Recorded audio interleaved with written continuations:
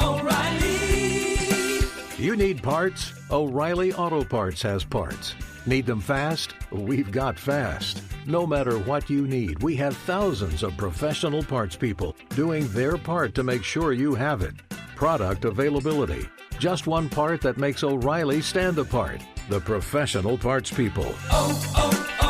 O'Reilly Auto Parts. Maui Nui is on a mission to help balance axis deer populations for the good of our environment, communities, and food systems on the island of Maui. They've shared over 126,000 pounds of nutrient-dense protein with the Maui community. Secure your spot now. Become a snack subscriber and join in helping to build more resilient food and ecosystems on Maui. Visit MauiNuiVenison.com. That's MAUINUI venison.com and use promo code BEAR for 20% off your first order. You know what my favorite text is? A waypoint in the onX Hunt app to a goblin turkey. The list on the onX Hunt app features for chasing turkeys is long, but knowing exact public and private boundaries and land ownership details will help you find more places to hunt, whether that's on public or private. I'll be toting the Hunt app through the spring woods in a few states this year, and I recommend you do the same if you want more turkeys on your table. Also, onX has a special offer for you. Use code BEARGREASE to receive 20% off your membership at onxmaps.com/hunt this spring.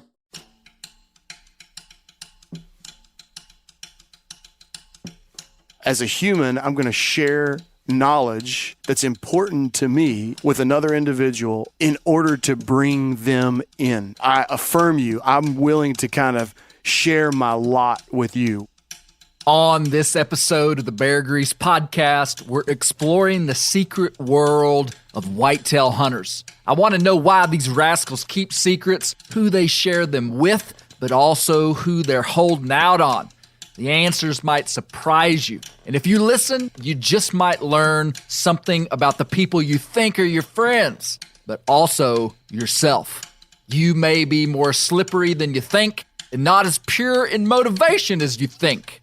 We're going to interrogate two hardened whitetail hunters and wring the truth out of them. We'll talk with an anthropologist about deep human psychology and learn how social media has changed how we distribute information.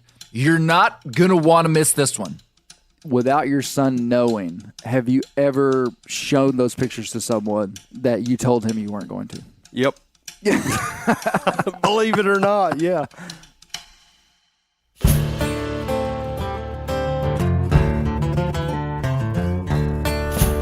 My name is Clay Newcomb, and this is the Bear Grease Podcast, where we'll explore things forgotten but relevant, search for insight in unlikely places, and where we'll tell the story of Americans who live their lives close to the land.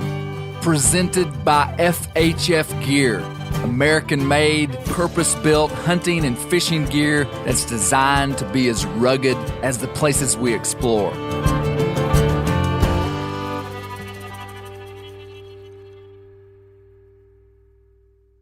I have a secret.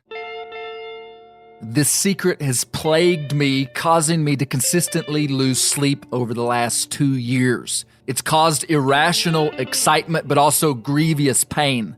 I have exercised extreme caution in the dissemination of information regarding this secret, and it might surprise you who I've shared the information with and who it's been withheld from.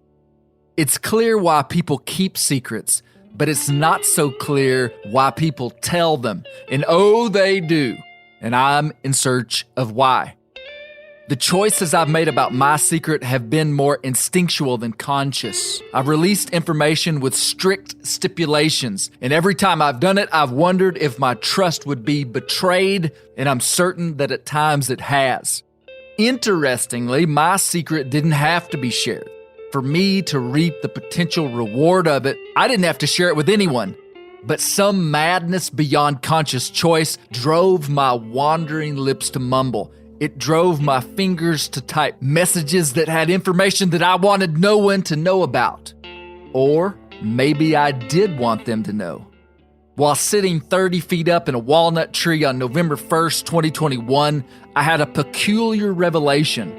This thing that I was hiding was the thing I most wanted to share with the world. It was an odd paradox, a moment of internal confliction wrought with irony. I recognized that I was being driven by levers I wasn't pushing, perhaps a mechanism as old as mankind. If there's one thing I've learned growing up in rural America, it's that hunters have secrets. I've spent a lifetime trying to unravel why some are so reckless and others are like a sealed bank vault. I've also evaluated my own propensity to mumble things best left unspoken. But one thing is consistent. Hunters love to talk, and if you listen, you'll learn a lot. We're about to hear 2 exclusive expose interviews with some men who've been hardened by decades of immersion into the whitetail world. I want to know why and how these accomplished whitetail hunters keep and distribute their secrets, and lordy, do they have them. These men know every trick in the book and have used them all. And because of the gravity of his conscience, Mo Shepherd has put his reputation on the line. Here's Mo. You better buckle up. On your cellular phone, how many pictures of white-tailed deer do you have that are secret, that you would not show just a stranger? Several. Several. How many? Can you give me a number? Probably a dozen pictures probably that I wouldn't show anybody. Okay. Unless they was really close friends or something that we were hunting together or Okay, something like that. what- And then I might still not show them. So Why wouldn't you show somebody? Like if you were just at Walmart down here and you met a guy and he was a hunter and you're like, hey, look at this picture. Why wouldn't you do that? well, for starters, even if I didn't know the guy very well, he might know somebody that knows me very well. And it's a deer I wanted to hunt or was trying to hunt or had been hunting. And he says, hey, I seen old Mo up there the other day, and he showed me a picture of this monster buck. Well, I've been seeing his truck parked over there and such on this road out there on public land on this national forest. That must be where he's hunting at, Put phrases and stuff together, they could track you down. Okay, so from what you've said, it's clear to me that you've thought this through multiple stages. Yeah. So how many times have you done that to someone else? Several. Because I know that if you know that people do this, it's because you've done it. Well, yeah, that's why I said several. Many, if not most of the things we do as humans happen beyond the purview of our conscious choice. Part of the reason we're still here on planet Earth is that we've developed strategies for survival. And the foundation of all of it is the acquisition of knowledge. Knowledge is the vehicle by which we acquire the essential material things for survival, like food, mates, skills, etc. We constantly use the clues around us to gain knowledge. Whether looking at how crowded a restaurant parking lot is to determine how good the food is, or noting that the same truck has been parked near a big old white oak ridge for 3 days straight during deer season, we're hungry for knowledge. Much of it is unconsciously filed away. Thomas Jefferson once wrote, "Knowledge is power, knowledge is safety, and knowledge is happiness." Jefferson didn't create this idea, but he put words around something very old. Humans want knowledge, and it's the key to success. The way in which we distribute the knowledge we have is as important as the gaining of knowledge or information we don't have. We gain information and give information. At its foundational level, this is the architecture of daily human life. The second whitetail secret holder whose conscience has become too heavy a burden to carry without confession is Rusty Johnson. Here he is. How many bucks on your cellular phone do you have pictures of on your phone that you could not show me without breaking your word to someone? Just an estimate. I'd say at least a dozen. At least a dozen. Mm-hmm. Okay, now are these pictures that you have gotten, that you have made a vow that you're going to show no one, or are these pictures that people have shared with you that you have swore that you would not share? I would say a combination of my own pictures and my son's pictures. Without your son knowing, have you ever shown those pictures to someone that you told him you weren't going to? Yep. Believe it or not, yeah. Okay. Yeah. But I mean, it's like one or two people. Who do you share Whitetail secrets with? Only two people, really. I mean, so describe the relationship you have with these two people. You don't have to say their names. One's my son. Okay.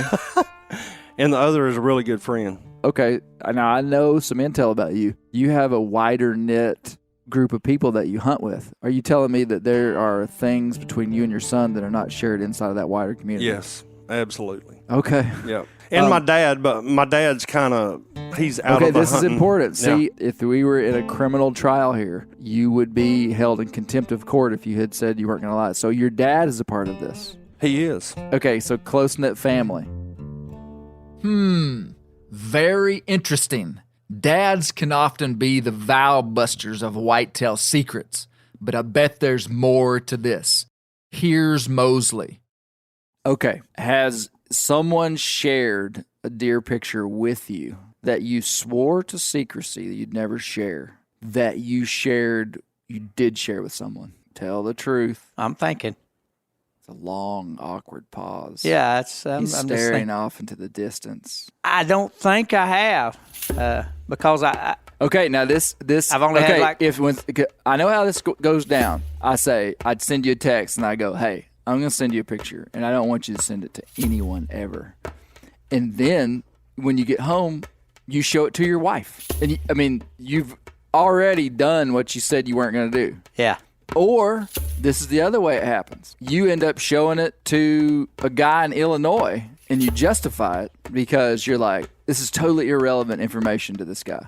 Yeah. He's not. He'll never gonna need this come down information, here. but if so you I'm swore- I'm gonna ask you the question again and give you a chance to be honest with me. Okay. Have you ever shared a photo with someone that you said you never would? Yes or That no? I told the person that showed me the photo Yes. that I never would. Maybe one time, and I said the answer had to be yes or okay, no. yes, one time, and it was to my wife. Very interesting again. Wives seem to have some vow-busting capabilities too. Let's get deeper. Here's Curly. How would you feel if you shared a picture of a deer with someone and then you found out that they had shared that picture with someone else? If I had asked them not to share it, I would be disappointed. What level of disappointment? Would you go fist fight them? No. Would you? The level of disappointment would be that I would not send them anything else or share anything else. They would lose that trust. They would lose my trust, yeah. Okay. Wouldn't cost a friendship or nothing. I would just definitely Have lose you ever a great deal of Have you ever trust. fist fought anybody over a deer? No. Way back, I did almost get into a fist fight over a fishing spot. Oh, for real? Yeah, way back, though. So it boiled down to I had some fish found, and I had a small boat with a small motor, and they saw me fishing in that spot, and we fished What kind of fish are we talking? bass fishing. Okay. We fished bass tournaments, and so they knew where I had those fish located. They had a bigger boat with a bigger motor, and when we took off in this particular tournament, they beat me to that spot. It's anybody's lake, it's a public lake, but still, I thought that was very unsportsmanlike. And when of course, I was young back then. When I got back to the weigh-in, I let them know about it. What'd you do? I confronted them about it. What'd you say? I need some details. I said, why did you go to my fishing spot? I said, well, anybody can go anywhere on this lake. It's a public lake. I said, yes, but I found those fish. You saw me fishing there, and you deliberately went to my spot. And boy, they started bowing up, and we didn't fight, but we did have some words. Yes. And we didn't speak for a while. When information is distributed, like these guys saw Curly catching fish, even if it's not on purpose, it's clear that Curly had an expectation of how that knowledge would be handled. And when it wasn't, he got upset. We're getting deeper. Here's Mosley. Have you ever had legitimate concern that showing a picture to someone, family members, friends, would have resulted in them actually going to your hunting spot and hunting? I have made the mistake a few times of telling a few people that I saw something big or saw some big sign, And a couple instances, I had people to come back to a spot, or I'd run into them there, and they'd never hunted there before, but they claimed it was just out of the blue that they were there. But I figured it was because we discussed it and they knew I was hunting in that area or something. So Okay, well, let's turn the tables here. How often has someone given you information that you capitalized on later? very little, because Oh, tell the truth. I'm telling the truth. Very little that I've capitalized on. Most of the time, that's just the way I am. If they're a friend, especially of me, or somebody that I've hunted with before, whatever, then if they tell me something, then I'll be straight up with them. I'll say, I'm hunt that area once in a while, but if you're going to keep hunting in there, I'm not going to go in there, Yes. But a total stranger that I've run across somewhere and heard them talking about something, that's a different story. And I Okay. have used that to my advantage, especially I've used it 3 or 4 times. I've heard people talking about turkeys, hearing lots of turkeys, but they were so smart they couldn't do nothing with them. Okay, so you've said to me that if it's a friend that gives you information, you're going to be real clear and upfront with them. If it's a stranger that gives you information, it's fair game. Fair game. Okay, Mo, that's a problem because No, it's not.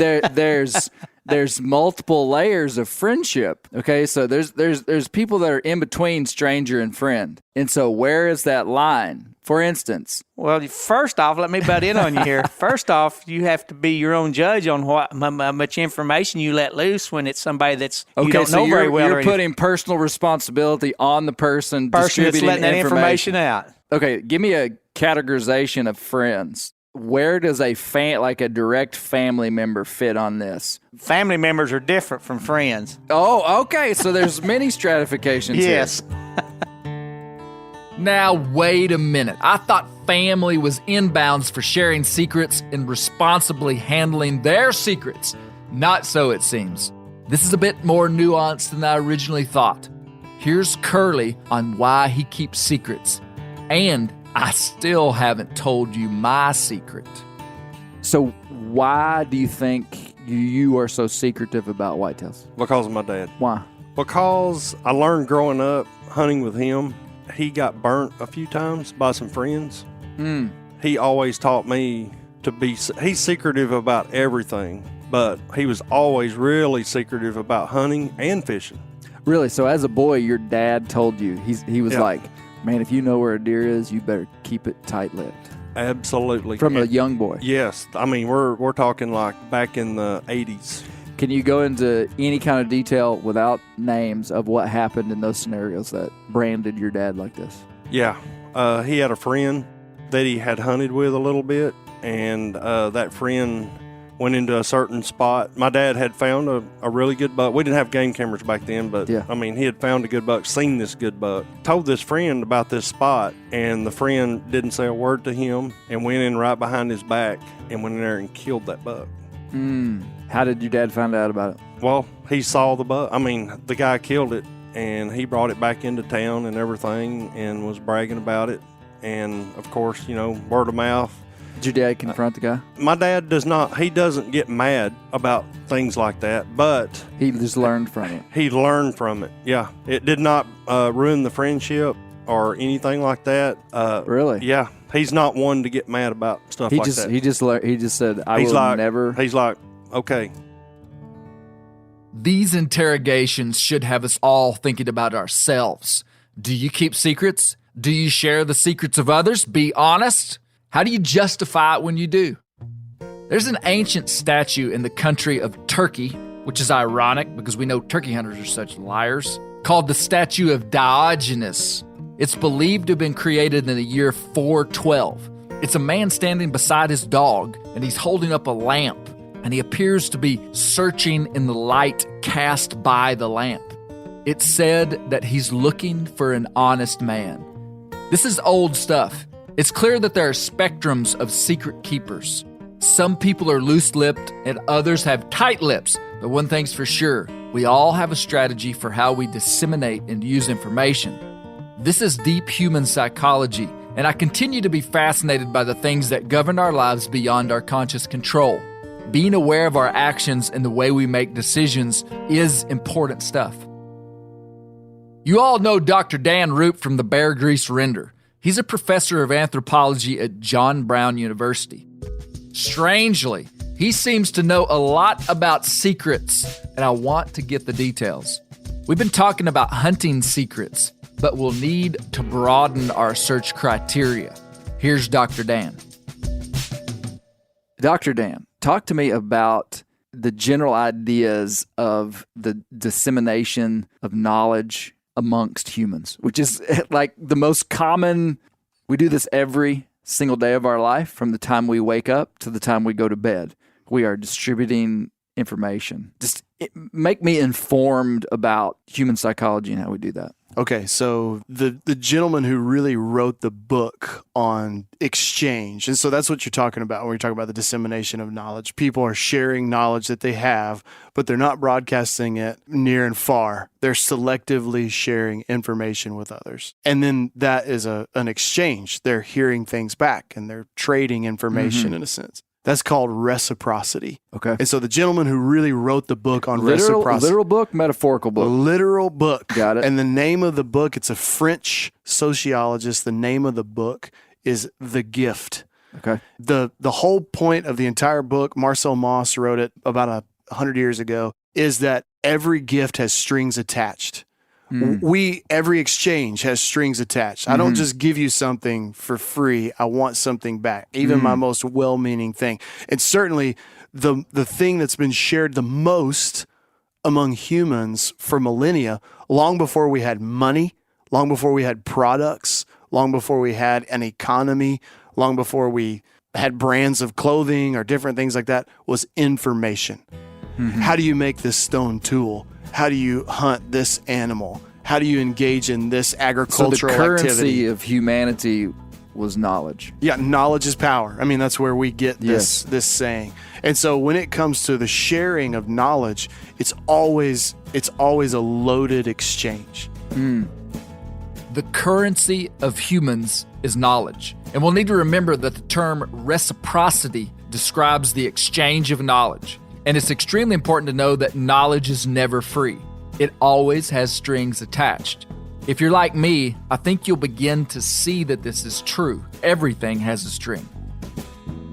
As a human, I'm going to share knowledge that's important to me and who I am or who we are as a group with another individual or another group in order to bring them in order to say yes to them. I affirm you. I'm willing to kind of share my lot with you. Whatever happens to me happens to you. Whatever happens to you happens to me. So we need to know the same stuff. So sharing information would be a very primitive act of trying to build human relationship. Because you wouldn't share information with your enemy. No, you would not. So if I'm a hunter-gatherer tribe and we have a knowledge of how to make a certain type of arrowhead, you've talked a lot about the Folsom points or the Clovis points. That information was over 1,000 years disseminated near and far. You can guarantee that as it was disseminated, there were hunter-gatherer bands that were in competition with other bands. They would not be that quick to share with them. Or if they did share, they did it for advantage, for security, for peace, for safety, because they thought it would be better for them. You know, when you think about humanity and kind of this idea of a primitive human, it would make sense that there would be kind of a deep psychology around how we distribute knowledge. It's so close to us, though. Most of us, including myself, have rarely really thought about it. Yeah. To help understand this fundamental currency, it'll help to get some deep history on secret knowledge and how we've used it. Humans have been keeping secrets and sharing secrets since the beginning. That's certainly the case. No one would debate that. Yeah. But really, in a kind of a historical, written down literature sense, when it really first hits the fan when it comes to secret knowledge is in something called Gnosticism in the Greco-Roman world. And the word gnosis, where we get Gnosticism, means secret knowledge. And so the Greco-Roman world, for the first time, humanity, at least in the Roman, Empire, a lot of them have money and a lot of them have means. And so they're not living day to day and they're not depending on practical, tangible activities to define themselves. So now they're looking for a new way to have kind of this home that's consists of now theoretical knowledge. a home that they share with other people who also know these secret facts. And so all throughout the Roman Empire, you have these things called mystery cults that creep up. Some of them were religious and would offer what, we might call a way of salvation. A lot of them were just social clubs, like fraternal orders that have these secret rites and passages and knowledge. A lot of the fraternal orders that exist today are kind of rooted in those Came from the things. Roman world. Yeah, it came from this kind of Roman philosophy of a way to have a sanctuary, a place of peace and security and validation is to know something secret and share that secret knowledge with others, select others. Wow. And so really it goes far back. And then today you can see, humans haven't changed.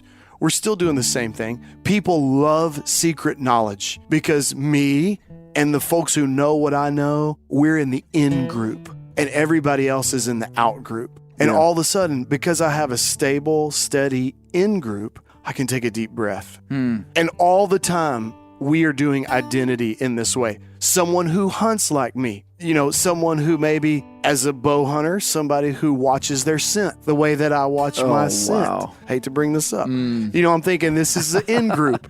Someone who doesn't do that, well, they're on the out group. Right. And you stay loyal to the things that we know and the things that we do because that's who we are. It's a powerful mechanism. And what you don't do is share your knowledge, your secret knowledge, with anybody you wouldn't want in your group.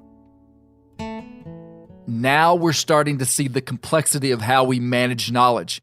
Think about that fuzzy feeling, the bond between you and someone else when you share a juicy piece of information. It's very real. But at a deeper level, we use secret knowledge to build our personal identity.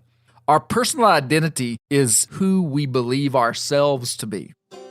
So, Dr. D, are you saying that me sharing a secret is more about me than the person I'm sharing it with? It can be. So when you think about validation, if I'm in an in group, as a hunter who is an established hunter and I know my trade and I know my skills, I'm going to look around me and I want to add members to my group. And there are going to be people who just have no question mark by their name. It's my children. I without doubt, I would share anything with them so they could be in my group and be like me and do what I do if they want to. But then there are other folks who maybe there's no way I would want them competing for the same resources in the same way that I do. So in not sharing my knowledge with them, I'm invalidating their identity. But it's a powerful, powerful statement. This is why knowledge is power, for me to give that knowledge to someone, because I'm saying, I want you to be like me. And I want to share, even more than that, I want to share identity with you. There it is. We often share knowledge to validate others, but ultimately so that they'll validate us, whether it's family, a close friend, or someone you want to be friends with. That reciprocity, the exchange of information, signals and validates relationship.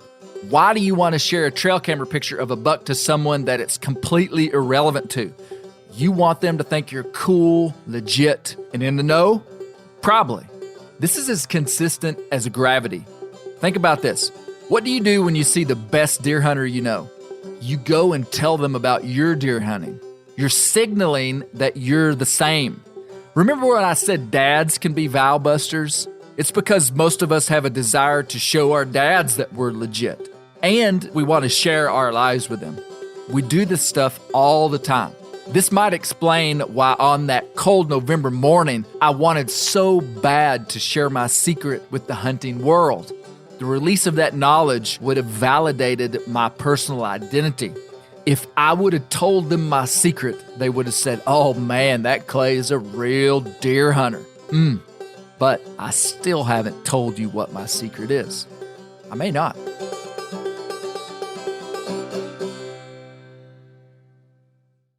O'Reilly Auto Parts are in the business of keeping your car on the road. O'Reilly Auto Parts offer friendly, helpful service and the parts knowledge you need for all your maintenance and repairs. I don't know if you stopped in at an O'Reilly lately, but I use one because we have one right not too far from my house. People there are super helpful. I don't care if I'm getting boat batteries, car parts, whatever. Love those guys. They got thousands of parts and accessories in stock.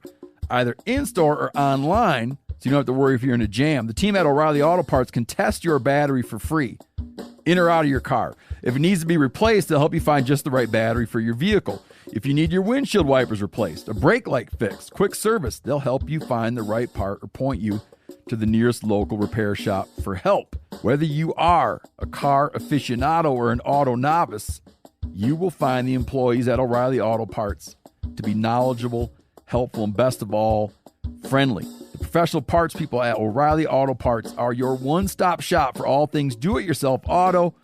You can find what you need in-store or online. Stop by O'Reilly Auto Parts today or visit us at O'ReillyAuto.com/meateater. That's O'ReillyAuto.com/meateater. Whitetail Institute launched the food plot revolution in 1988 with a concentration on research and real-world testing of forage products specifically for whitetail deer.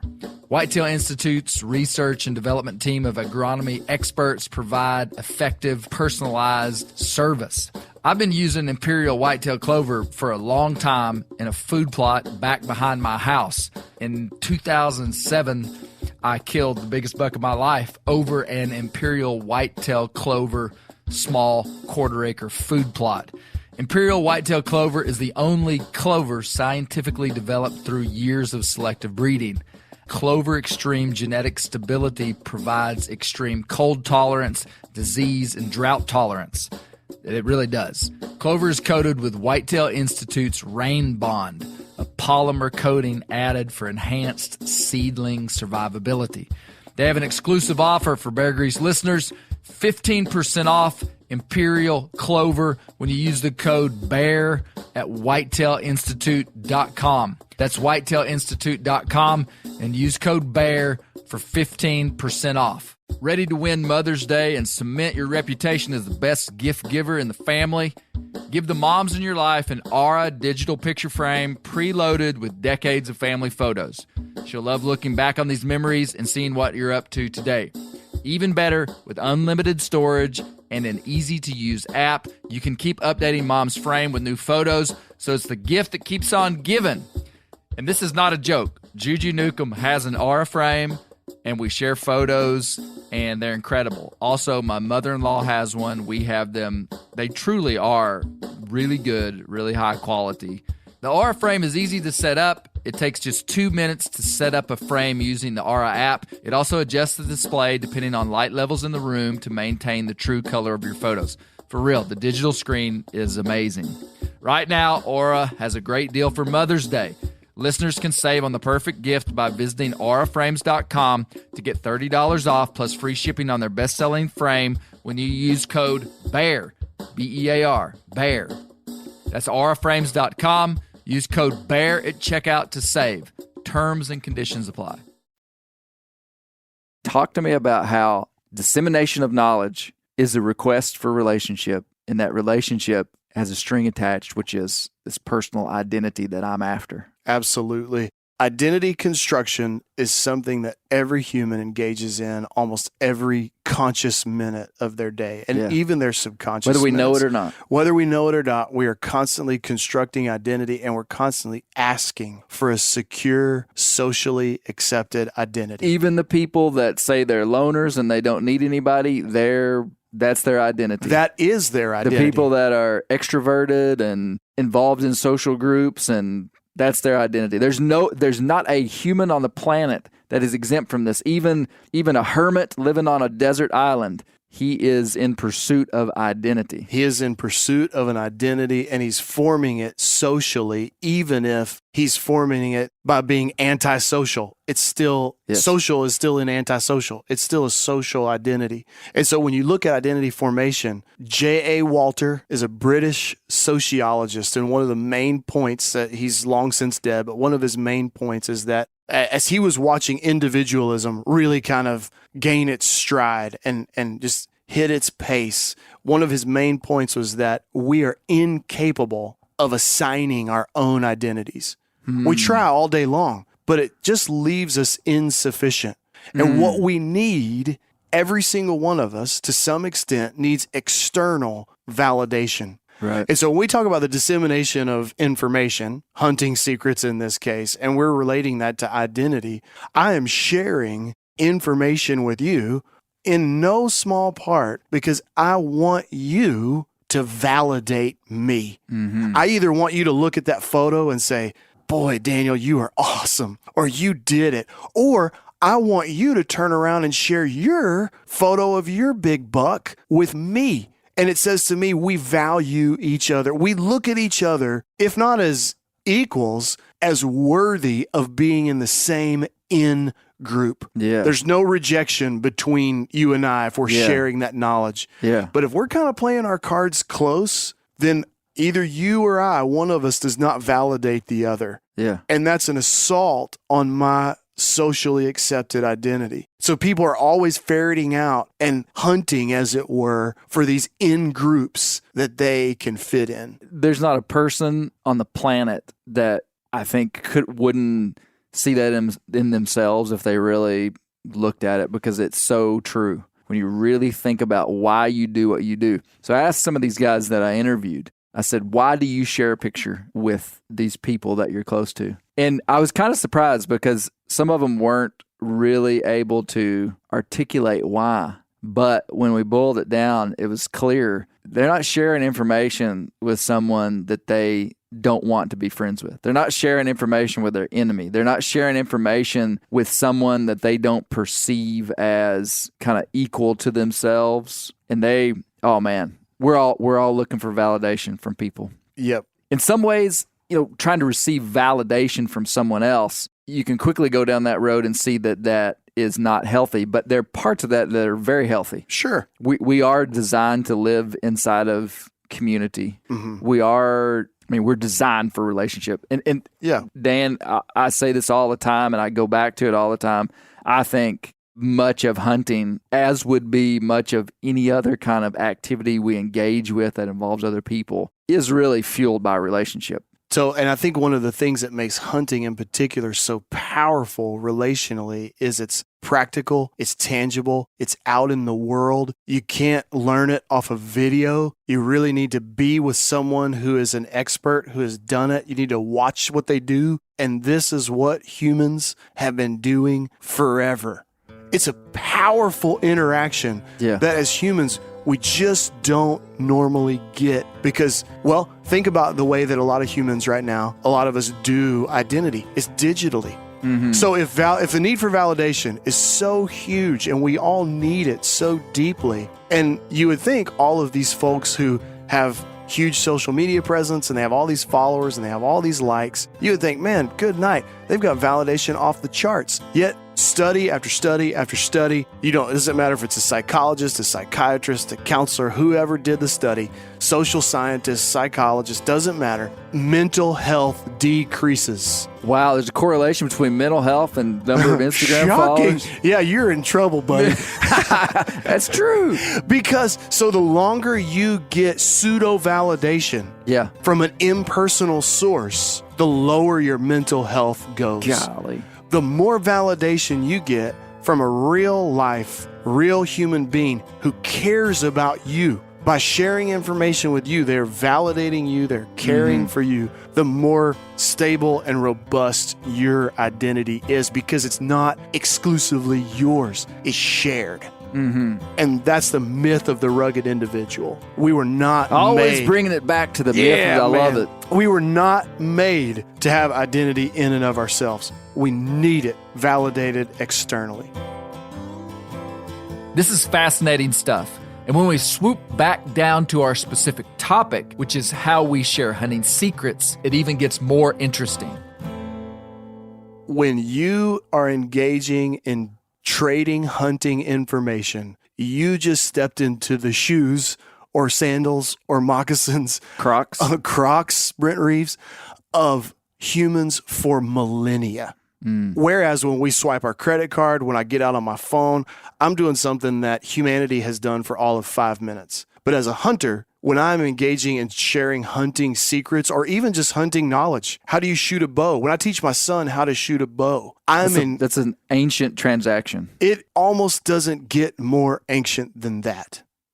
It just really doesn't. And because as a people, we are provided, thanks to, major supermarkets and the supply chain, where most of us are not connected to farming. Most of us are not connected to agriculture. As hunters, we are connected to an activity that humankind has been engaged with from the beginning, all the way back. That's a fascinating thought, because there's got to be, in as much DNA and data that our minds, spirits, bodies operate off of that is not controlled by us, I've got to believe that something triggers inside of a human when something really primitive is done. It's got to trigger something. Yeah. I think on I don't know if you want to call it on a soul level or on a deep cognitive level, when you share something that's tangible, practical, that came to you at a cost, and you share it in a way where you have to live it out in front of me. I remember the first time I was in a tree stand, I was with you, and you had me shoot at a stump.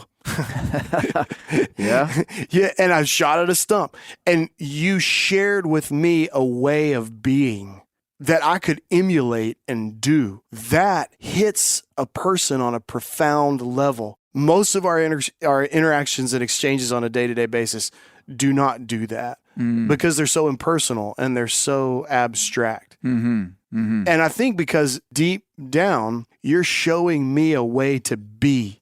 Whereas in every other transaction, I'm trying to essentially purchase an identity. I'm trying to gain an identity, or I'm trying to learn about something else, just merely like up here in my mind theoretically. Yeah. But when I go out into the woods, I'm looking at a new plot of land, and I'm trying to figure out what's the best white oak or red oak to be around. And I find myself thinking, if Clay were here, what would he think and what would he do? I'm emulating you. I'd be looking for those acorns, buddy. You'd be looking for the acorns. And that's a powerful way. I think one of the myths of the rugged individualist is I can create and select an identity for myself. So much of the modern exchange of knowledge is impersonal and abstract. Think of the simple example of buying a banana. We've basically assigned abstract value to a note of tender, a dollar bill, and we trade that material object for the knowledge that it takes to farm, the work, and the delivery of that banana to a grocery store. Money depersonalizes the exchange of knowledge and takes the relationship right out of it. We don't have to go to the farm and meet the farmer to get bananas. This idea leads us to and is connected to why we can't get healthy personal identity from things that can be bought with money. True and healthy identity comes from relationships. That's a mic drop moment. I want to step back into my conversation with Rusty Johnson. He'll lead us into a discussion about social media, how we use it, how it's changed the way we share information and knowledge and receive validation. Here's Rusty, and I think we got him trapped. And I still haven't told you my secret. So you are very tight with the information that you would portray, but, sir, you have an Instagram page where you guys post pictures of a live deer all the time. Right. Justify this for me. That's that's a tough one right there.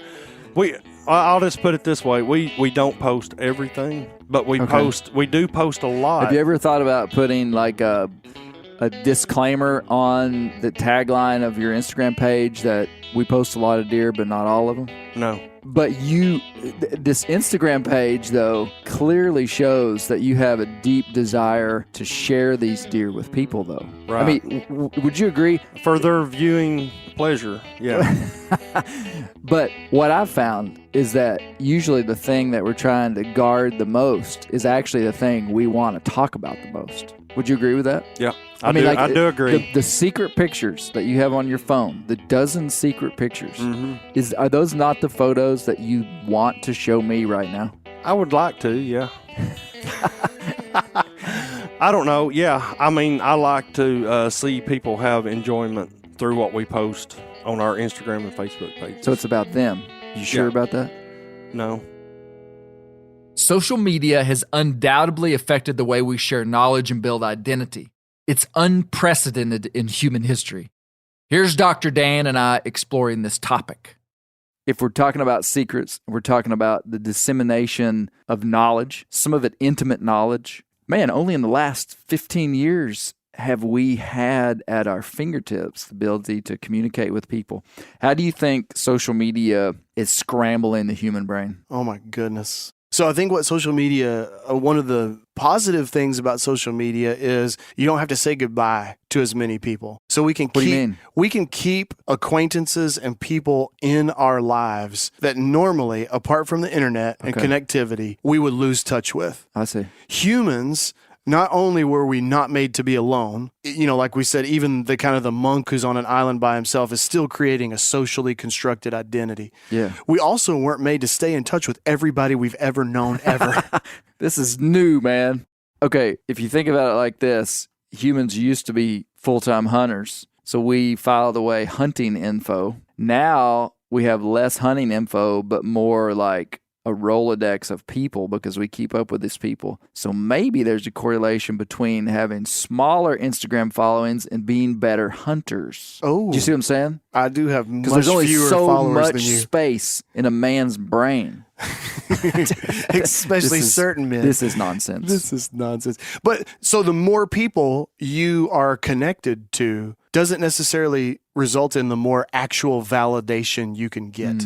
You don't necessarily need more pseudo relationships. Okay. You need a healthy number of real solid relationships. And so if one of the kind of the crazy things that social media does to us is it's just this compounding, ever growing as you go to college and then you move to another city and you move to another city, you can keep up with everybody. Another thing that's... Or like me and the kids are, TikTok. Oh, TikToking it. So another thing that social media does is it gives you the illusion of validation or invalidation. If I post something, I'm either getting a false positive feedback loop if a ton of people like it. But maybe there's no value in it. But there's no value in it. Or I get a negative feedback loop because nobody likes it. And either way, I lose if I'm going to social media for validation. But the problem is my brain, when I pull up Facebook or Instagram, I'm not thinking I'm going to social media. I think I'm interacting with people because I'm looking at people. I'm seeing people's names. I'm seeing their faces. I'm remembering times that we were connected together. And because I'm wired as a human to construct identity and share it with others, I think I'm interacting with people, but I'm not. And so I'm bound to fail unless I'm approaching social media from a secure place. What things does it cause us to fail in? It's where do we see the breakdown of a human inside of a false leaning upon this for their validation? So you're going to have people who, or they begin to orient larger and larger chunks of their days around their online presence. Or chunks of their finances, chunks of their resources, chunks of their time, means fewer personal resources to give to actual people who can return actual validation. And then depression, anxiety, it just begins to go up. So basically, a human has this allotted amount of energy to spend on relationships. You're finite. And if we start leaning so heavy into social media that we're expending this into this like false thing, then we neglect, and this is maybe where the functional aspect is, could we neglect the real relationships that we have? Absolutely. I mean, this is my family went out to eat last night at a restaurant. You look around the restaurant, everybody's on their phones. Because what happens is relating with real Probably people. Trying to find my Instagram. They're looking at you. So think about it. What happens if I share a hunting secret with you and you don't reciprocate? That's scary. That affects who I am and my value and worth as an individual. But the short-term cost of going online and looking at Facebook is nothing. But setting across from a real individual and not just opening up my hunting knowledge secrets, but opening up who I am as a person, now you're talking things of real value and worth. And so now you're talking about real risk. And so it's supposedly I'll do quotations around this. He's using his fingers. Supposedly safer for me to go to social media to be validated than it is for me to actually go and be a real thing in front of a real person. And one of the things that hunting forces you to do is just that. You have to go out in the woods together and do it. together. You know, I listened just yesterday to a podcast about the metaverse, which essentially is this idea that started a long time ago about how humans could one day live in a digital world. It was like a sci-fi section of a book from some, in the 80s or 90s. There's now, with these video games and a bunch of different stuff, there are big groups really trying to build out commerce inside of the metaverse where, it's happening. Sure. It's like, I think Microsoft just bought an online game for like $70 billion. And it's because they see the market going to this digital market, which, man, just like every single thing that we see happening in life, it's like everything is going to a facade of what it appears to be. Everything is propped up by a veneer of what it seems like it is, but when you tap into it, it's not that. And that is also the nature of humanity in a lot of ways. Facades make us, a really good facade makes you feel supposedly safe, secure, and validated. But on the inside, you're still not. So most of the things that we modern, contemporary humans with a certain amount of wealth that we can expend, most of the things that we are purchasing are a facade. Think about even in the hunting community, all the gear, all the stuff. I can have all this amazing gear, but if I don't relate with another hunter who's willing to validate me and share with me his wisdom and me the same, I'll never be a good hunter. I've just purchased another facade. And so, Meta, they're betting on humanity's propensity to go after facades. Yeah. And I'm not at all. I'm on Instagram, I'm on social media, of course. But as humans, we have to understand our tendency to do identity in counterproductive ways. Yeah. The idea with social media is that you almost have to be on it in some ways to be relevant. Of course. And that's dumb to say because you don't have to have social media to survive in today's world. Most people do. And it's just got to be handled in a balanced way, And I think when we understand how the mind works, how we are on a constant search for identity, that knowledge can give us tools to know how to manage stuff. And I know for sure inside of my life, because I do a lot of stuff on social media, part of my job. I work extra hard to make sure that the real human relationships in my life are dialed up and dialed in because, it's just like, you just don't want to be the guy that is a facade. Yeah. Fascinating stuff, and we've just scratched the surface of it. As we come to a close, I want to summarize what we've learned and get back to our original question. Why do whitetail hunters keep secrets? Why do you think we're so finicky about the way that we distribute whitetail hunting secrets? Several things. One, because I don't want you in my spot. I don't want you in my spot. The first answer. It's a competition for a limited resource.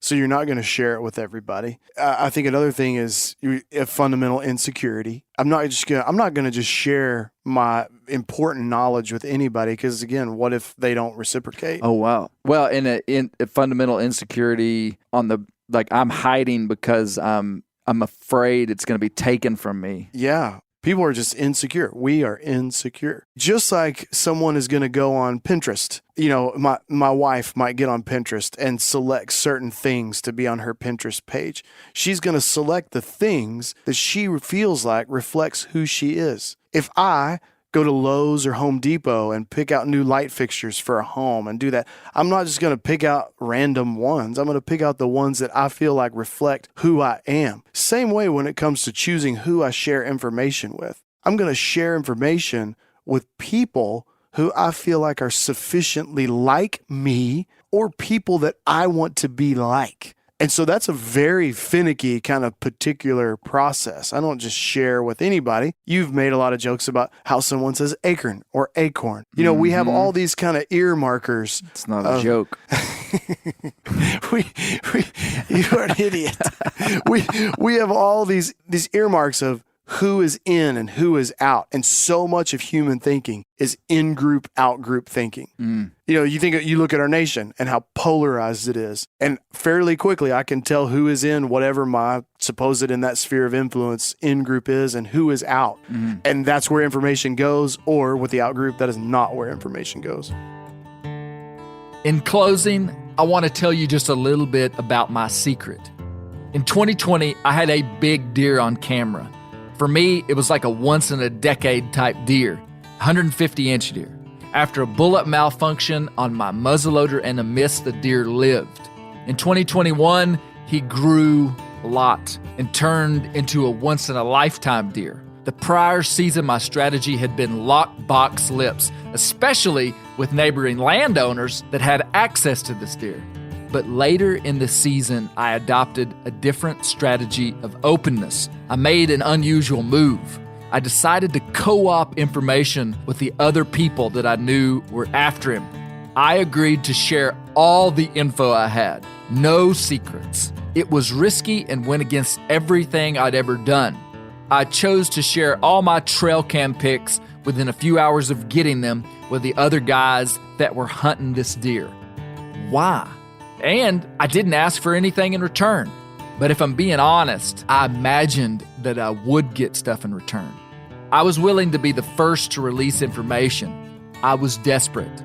But my motives were probably far from altruistic.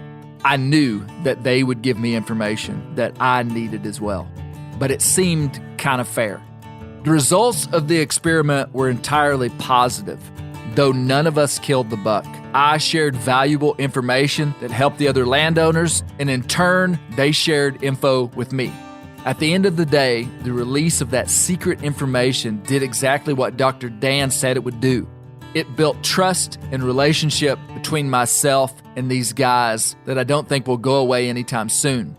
Sadly, we believe the buck to be dead. Who else did I share these secret pictures with, you might ask? I can't tell you. That's a secret.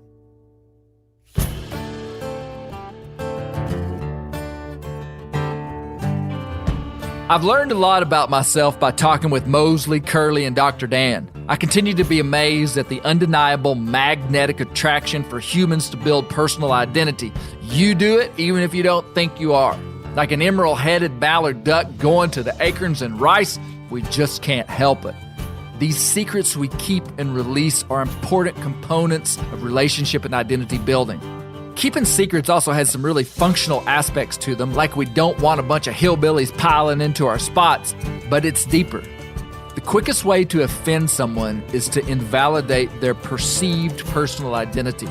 Fistfights, murders, wars, and unbridled wrath have been released by people because of infractions on their identity. We spend our whole lives building it, and appealing to someone's personal identity is also the quickest way to someone's heart and to engender their trust. Obviously, this can be done in healthy and unhealthy ways, genuine and non-genuine ways. But in the end, we want to be surrounded by people who view us as we believe ourselves to be, and hopefully who we actually are. Humans are designed to live in close orbit with people, and these people around us build our identity. It's grounding to me to realize that people's perception of us is far less important than the meat of the matter, which is who we actually are. Better to be thought an idiot but be intelligent than to be thought intelligent and be an idiot. In a world that's increasingly digital and impersonal, it's easier than ever to live behind a facade, knowing that external possessions give the illusion of identity and that that's a really old trick. I'm hoping that all this talk will help me focus on actual character and actual substance, who I am when nobody's watching. I'm a big fan of that kind of talk, but talk is cheap. Anyway, next season, when you get a picture of a big buck or a big bear, keep track of who you share it with and how you manage your own secrets, and you just might learn something about yourself. Thanks so much for listening to Bear Grease. Hey, check out Meat Eater Season 10, Part 2 on Netflix if you haven't, and check out the Bear Grease merch on themeateater.com. And thanks a ton for all your support on this podcast. please share this podcast with friend and foe. Even share it with your grandma. Who knows? She might like it. And hey, before we close, here's a bonus section of Dan Roop wringing the truth out of me. Clay Newcomb, how many photos do you have on your phone that no one else has seen? Secret photos. Secret photos. These photos would be a combination that are mine that I don't share, but also photos that people have sent me that I've vowed to not show. And I would say that at any given time, if you were to scroll through my saved pictures on my phone, there would be 3 to 6 pictures of whitetail deer that have some semblance of a vow made to someone else or to myself that I wouldn't share freely with anybody. I'm not going to share this. There's different variations of this because there's some pictures that I would share with Joe on the street. If I was walking down the street and he had a camo hat and we stopped together, and I'd be like, "Man, you a deer hunter?" And I'd be like, "Look at this deer I got a picture of." But there's 3 to 6 that would never happen to. Now, here's a question for you. Let's say somebody shares with you their inside info. Maybe it's a picture This from happens a lot, man. trail cam. Oh, yeah, you're Mr. Go-To. My question is, can you be trusted? Hey, that is a very real question that every one of us wager on our friend all the time. And so you're asking me I'm not, if I'm trustworthy. Yeah, it's a yes or no. You've not answered. The answer is yes. If you sent me a picture that you specifically asked me not to share with anyone, I would honor that. Okay. Sounds to me like, 1, you're trying to convince yourself that you're trustworthy. 2, what if I sent you a photo and I didn't explicitly say, "Hey, Clay, keep this one to yourself." But you knew I didn't want this going everywhere. Okay. Then it's sort of off the table. If you give me information that does not come with specific instructions, then it's off the table. Now, granted, I'm not stupid, and if somebody's sharing information with me, like, I'm gonna typically act inside of like a code of honor, which I'm not gonna go like put that on Instagram and say, "Jim sent me this picture of this buck he got on his lease." But if you send me a picture and you don't say, "Don't share this with someone," and I'm compelled by that picture, I'm compelled by something about it, the size of the buck, where it was at, the time it was at, what it was doing, I mean, I'll show that to Bill on the street. So that's okay. I think what's disturbing to me is even when you said, I would say, don't share this with anybody, you said,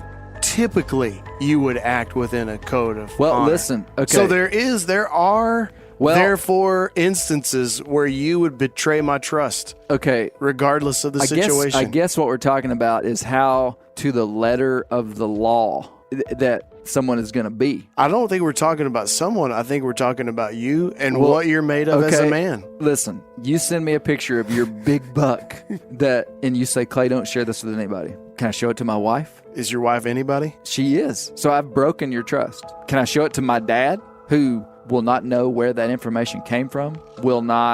Has no connection. Don't you understand that this is how the floodgates get open? It's exactly how they get open, Dan, and that is exactly why that I have been burned.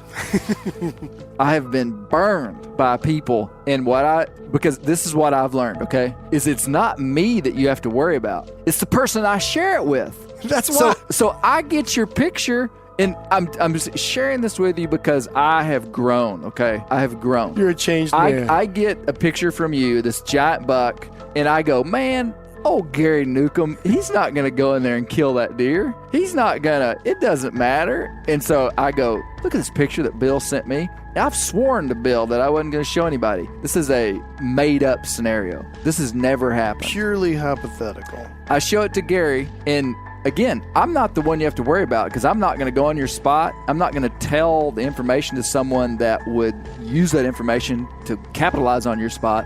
But you know who doesn't have loyalty to Bill? Gary Newcomb. Gary Newcomb is so out Gary for himself. Now doesn't have any loyalty to Bill, doesn't know Bill. Gary the next day goes, "Man, I saw a picture of a big buck that came out of bleepity bleep management area just yesterday." And he tells that to someone, and bam, the thing you've lost it all. So that's where people aren't trustworthy, is the trusted person that they tell, because my trusted person isn't your trusted person. You see what I'm saying? You can say that again. Yeah. And so I have started to, when I share deep secrets with other people, I like say, don't share this with anybody. Not even your dad, not even your brother. You know, can you keep this secret? So one of the things about being in a relationship with you that's challenging is you are actually dividing families. I mean, you are keeping people from communicating with their own family members. I mean, then tell me you don't want the picture.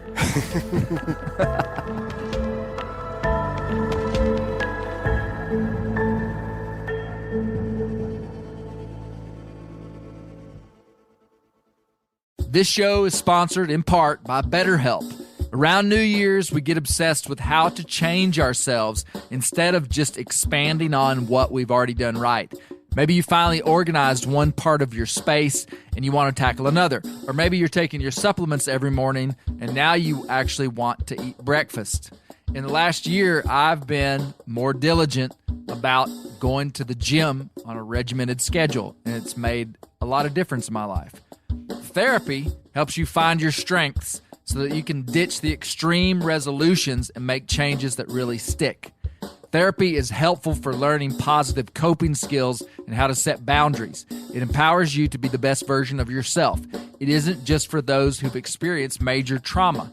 If you're thinking about starting therapy, give BetterHelp a try.